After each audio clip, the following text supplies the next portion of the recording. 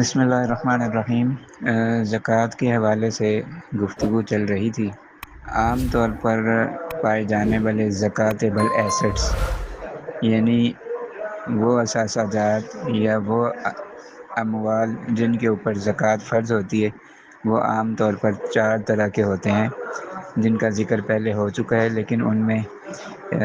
ایک دو چیزیں مزید بتانی تھیں۔ جیسے کہ آپ کو یہ پتہ چلا کہ سونا، چاندی اور نقد رقم اور مال تجارت، یہ 4 چیزیں جو ہے نا زکوٰۃیبل ایسٹس ہیں۔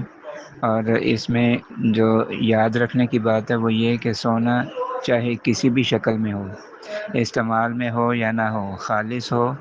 یعنی بسکٹ ہو، یا یہ کہ زیور کی شکل میں ہو، اس میں موتی لگے ہوں، نگ لگے ہوں یا ملاوٹ ہو، بہرحال جس بھی شکل میں سونا ہوگا، سونے کی مجموعی جو تعداد ہے اس کا یا مقدار ہے اس کا حساب لگایا جائے گا کہ سونا کتنا ہے۔ تو اگر وہ زکوٰۃ کے نصاب کے مطابق بنتا ہے تو اس پر زکوٰۃ ہوگی۔ اسی طرح چاندی چاہے استعمال میں ہو یا نہ ہو، خالص ہو یا ملاوٹ والی ہو، یعنی پیور شکل میں ہو، بسکٹ والی فارم میں ہو، یا کہ زیور کی شکل میں ہو اور اس میں ہیرے، موتی، جواہرات وغیرہ لگے ہوں یا نہ لگے ہوں، بہرحال جیسی بھی ہوگی،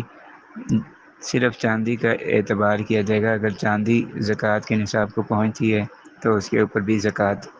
واجب ہوگی۔ اور نقد رقم کے بارے میں تفصیل یہ ہے کہ نقد رقم کسی بھی شکل میں ہو، چاہے کیش کی شکل میں اپنے پاس موجود ہو، چاہے وہ آپ کے اکاؤنٹ میں ہو، چاہے بینک میں جمع کروائی ہو، چاہے کہیں سے آپ کو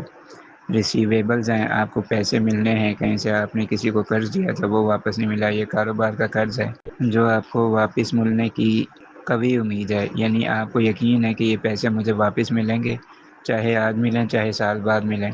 تو بہرحال وہ بھی جو ہے نا نقد رقم کے اندر شمار ہوں گے، ان کا بھی زکوٰۃ دیتے ہوئے حساب لگایا جائے گا۔ اسی طرح کسی کے پاس امانت رکھی ہو، کوئی پرائز بانڈز ہوں، کوئی سیونگ سرٹیفکیٹس ہوں، یا کہیں کمیٹی ڈالی ہو، ٹھیک ہے، جو کہ ابھی نکلنا باقی ہو، یعنی کمیٹی آپ ہر مہینہ جمع کرا رہے ہیں اور وہ ابھی نکلی نہیں ہے، تو یہ بھی آپ کا ایسٹ ہے، نقد رقم کے اس میں آتا ہے۔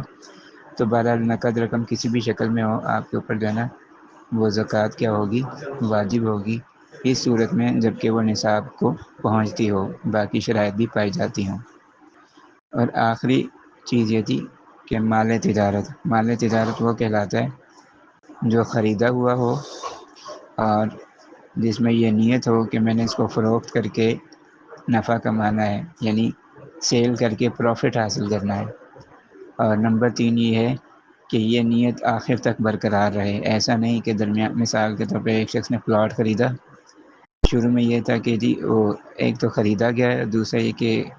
سیل کرنے کی نیت سے خریدا کہ جب ریٹ بہتر ہوگا میں پلاٹ سیل کر دوں گا، اور آخر تک نیت برقرار رہے تو یہ مال تجارت کہلائے گا۔ لیکن اگر درمیان میں جا کے نیت بدل دے کہ نہیں اب میں اس کو جو ہے نا اس کا مکان بناؤں گا، اس کو کرائے پہ دوں گا، یہ بچوں کی شادی کروں گا تو میں بچوں کو گھر بنا کے دوں گا، اگر نیت بدل گئی درمیان میں کسی بھی وقت پلاٹ سیل کرنے سے پہلے تو وہ مال تجارت نہیں کہلائے گا، ٹھیک ہے۔ تو لہٰذا 3 شرطیں مال تجارت کے اندر پائے جانا ضروری ہیں کہ خریدا ہوا ہو، اگر وراثت میں ملا ہے، کسی نے گفٹ دیا ہے یا کہیں سے بھی ملا ہے تو وہ مال تجارت نہیں کہلائے گا، خریدا ہوا ہونا ضروری ہے، اور سیل کر کے پروفٹ کمانے کی نیت ہونا ضروری ہے، اور آخر تک یہی نیت برقرار ہو کہ میں نے اس کو سیل کرنا ہے اور پروفٹ کمانا ہے، تو یہ مال تجارت شمار ہوگا۔ اور مال تجارت بھی وہی اگر زکوٰۃ کے نصاب کو پہنچتا ہوگا تو زکوٰۃ واجب ہوگی،